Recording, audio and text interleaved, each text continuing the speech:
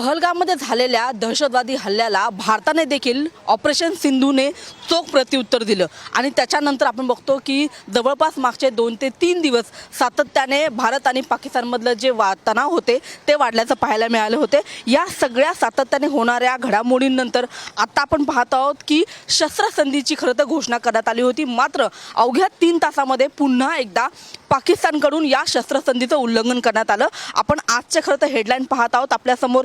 दादरमधले हे paper stall आहेत आणि सामना असेल, सकाळ असेल, महाराष्ट्र टाइम्स असेल, लोकसत्ता असेल, लोकमत असेल, या सगळ्याच पेपरमधली आजची हेडलाईन अतिशय महत्त्वाची आहे। जशा पद्धतीने दोन्ही देशांमधले तणाव वाढले गेले होते त्याच्यानंतर पाकिस्तानने हार पत्करली। पाकिस्तानची हार पत्करल्यानंतर सुद्धा पाहतो आहोत आपण की पाकिस्तानने पुन्हा एकदा भारताचा विश्वासघात केलेला आहे। आपण आपल्या हातामध्ये हा सकाळचा पेपर आहे आणि आपण पाहत आहोत पळपुटा पाकिस्तानकडून पुन्हा एकदा विश्वासघात अशा पद्धतीचा जो मथळा आहे तो आपला या सकाळच्या पेपरमध्ये आहे। दुसरा जर आपण पेपर बघितला तर तो आहे सामना। अवघ्या 3 तासामध्ये पाकिस्तानने शस्त्रसंधी मोडली, ही हेडलाईन खरं तर आजच्या या पेपरमध्ये आहे। तर दुसऱ्या बाजूला आपण पाहत आहोत या ठिकाणी महाराष्ट्र टाइम्स हा पेपर आहे। शस्त्रसंधीचा विराम ठरला अल्पजीवी अशी ही हेडलाईन आहे, कारण की पाकिस्तानने ज्या कुरापती केल्या, शस्त्रसंधीची खरं तर घोषणा केली आणि त्याच्यानंतर सुद्धा अवघ्या 3 तासामध्ये पुन्हा एकदा सीमा भागामध्ये काही ड्रोन जे आहेत ते पाकिस्तानचे उडवले गेले होते। शस्त्रसंधीनंतर ही कुरापती पाकिस्तानने ज्या काही कुरापती केलेल्या आहेत त्या सगळ्याचा एकूणच जो उल्लेख आहे तो आजच्या या सगळ्या आपल्याला पेपरमध्ये पाहायला मिळत आहे। एका बाजूला आपण बघतो की लोकमत हा सुद्धा पेपर आहे आणि याच्यामध्ये सुद्धा आपण बघितलं तर प्रामुख्याने हाच मथळा आहे।